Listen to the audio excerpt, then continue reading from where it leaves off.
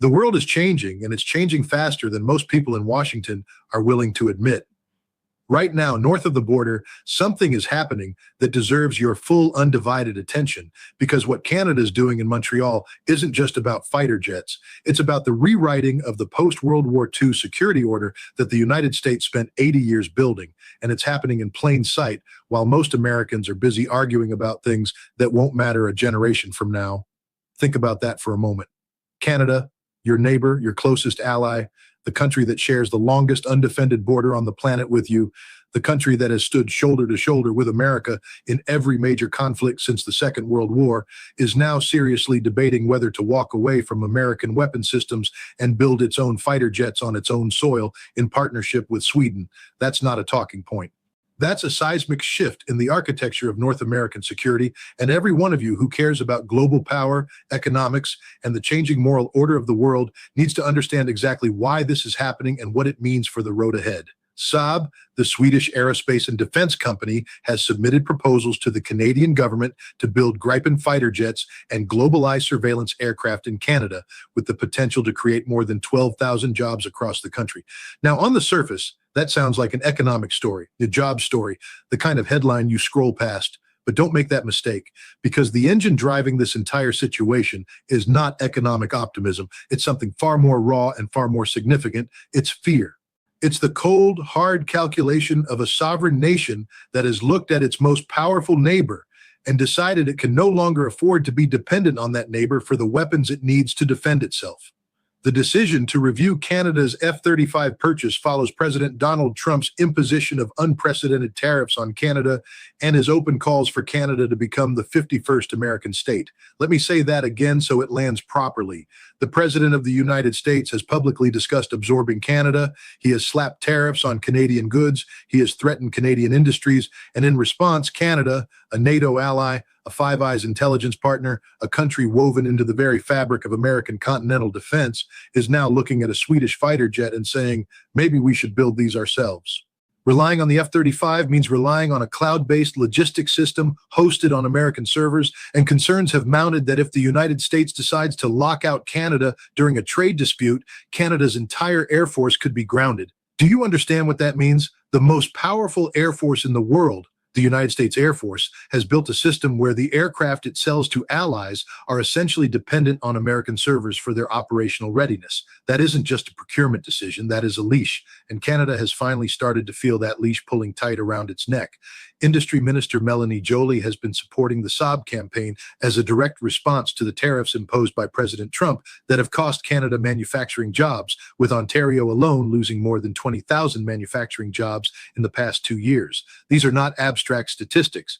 These are real communities, real families, real workers who used to make things and now don't. And when you combine that economic pain with the political humiliation of being told by an American president that your country should just give up its sovereignty and join the Union, you get a political environment that is ripe for exactly the kind of dramatic pivot that we are now watching unfold in real time. Canada's defense spending is expected to rise by $82 billion over the next 5 years, with the government seeking maximum domestic economic impact. That's an enormous number. That's a generational investment in national security and industrial capacity. And right now, the central question in Ottawa is not whether to spend that money. That decision has been made. The question is whether to spend it buying American or whether to spend it building Canadian. And that question, my friends, is not just a question about fighter jets. It is a question about what kind of country Canada wants to be for the next 50 years. Saab's CEO, Mikael Johansson, has confirmed that he has talked to Ottawa about making Gripens on Canadian soil, and companies including Bombardier and CAE, both headquartered in Montreal, as well as Nova Scotia-based IMP Aerospace and Defense, could be part of the deal. If Canada wants to create sovereign capabilities and to do their own upgrades, to build parts of it, to do final assembly and test, we are prepared to do that, Johansson said. That statement is remarkable when you sit with it. A Swedish CEO is offering Canada something that America never offered: genuine technological sovereignty, real intellectual property transfer, the actual ability to build, maintain, and upgrade your own air force without asking anyone's permission. That is not a sales pitch. That is a fundamentally different model of alliance, one built on partnership rather than dependency. Now, here is where it gets complicated and where you need to think carefully rather than just emotionally. A leaked Royal Canadian Air Force document revealed that in every single evaluation category, the American F-35 outperformed the Saab Gripen E by a massive margin, with the F-35 securing 95% of available points, while the Gripen scored just 33% on average. That is a staggering performance gap. The F-35 is, by every technical military measure, an enormously superior piece of machinery. It is fifth-generation stealth technology. It is sensor fusion at a level that the Gripen simply cannot match. And when you are talking about defending North American airspace against Russia's hypersonic developments and China's rapidly advancing air power, that capability gap is not trivial. It is potentially life and death. The United States ambassador to Canada warned that NORAD would have to be altered if Canada chose the Gripen, because the United States would be forced to plug the resulting capabilities gap by shouldering more responsibility for continental air defense. If Canada is no longer going to provide that capability, then we have to fill those gaps, the ambassador told CBC News. Now, listen to that carefully, because depending on how you read it, that statement is either a genuine strategic warning or it is a threat, and Canadian analysts were not slow to make that distinction. A former senior Canadian national security officer characterized the ambassador's comments as clearly a political pressure tactic to force the Canadian government's hand. The line between strategic counsel and coercion is very thin when the person delivering the message is also the one imposing tariffs and talking about annexation. This is the core of the dilemma that Canada is living inside right now, and it is a dilemma that every American should understand because it reflects a broader crisis of trust that is reshaping alliances across the entire Western world. As one prominent Canadian commentator put it, the economic threat from American tariffs is real but survivable, while the threat to Canadian sovereignty is existential. When a country starts describing pressure from its closest ally as an existential threat to its sovereignty, you have left the territory of normal alliance politics. You are in something new. You are in a world where the old certainties no longer hold. The claim that the F-35 or nothing is the only option is increasingly seen as economic protectionism in 2026, not genuine security counsel. And that perception matters enormously because perception drives political decisions and political decisions drive history. Canada's political leadership is making a calculation that goes beyond wing loading and radar cross-sections and sortie rates. They are making a calculation about the nature of the American relationship itself, about whether an alliance built on deep integration with a potentially hostile neighbor is still a sound foundation for national security. Saab's chief marketing officer for the Gripen told reporters at the Singapore Air Show that a hypothetical Canadian production line would be large enough to serve export customers beyond the Canadian Air Force, including potential orders from Ukraine for over 100 Gripen jets. Think about the strategic picture that is emerging here. Canada builds Gripen jets. Canada supplies them to Ukraine. Canada becomes a node in a European-led defense industrial network that does not run through Washington. That is not a small development. That is a restructuring of the Western defense industrial base, and it is being driven not by Canadian aggression or anti-American sentiment, but by the Trump administration's own decisions.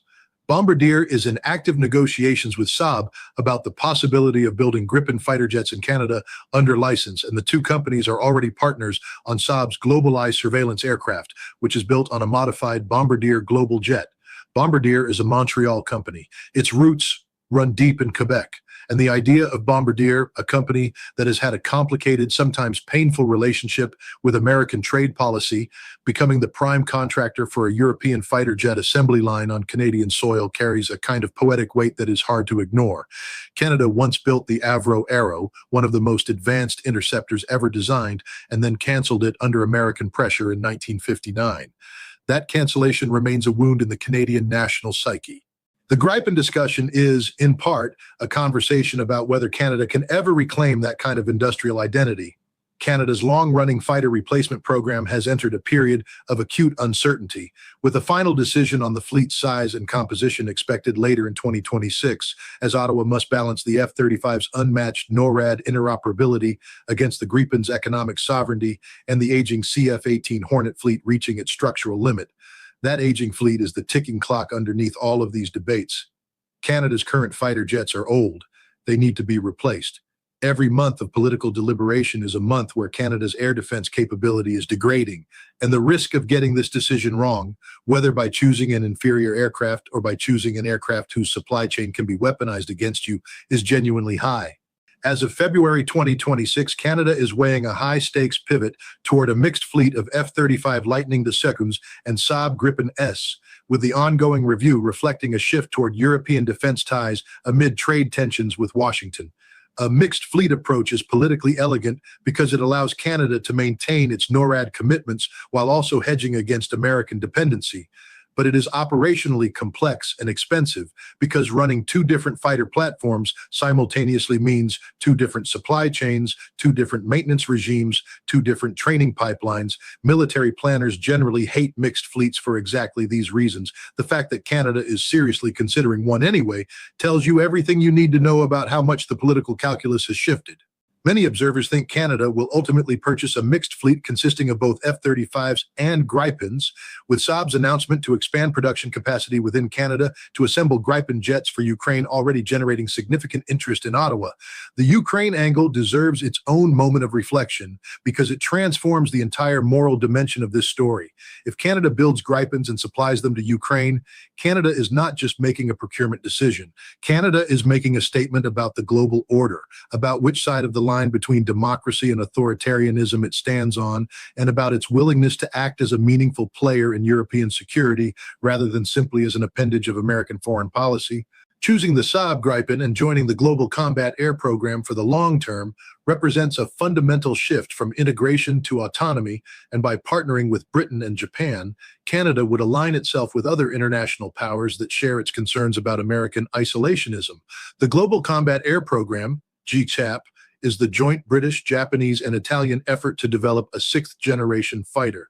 The idea that Canada might anchor itself to that program rather than to the American defense industrial complex is a profound realignment, one that would have been unthinkable even 5 years ago. But the world of 5 years ago is gone. Trump's tariffs, his annexation rhetoric, his willingness to use defense cooperation as a bargaining chip, all of it has accelerated a decoupling that was previously too politically costly for any Canadian government to pursue.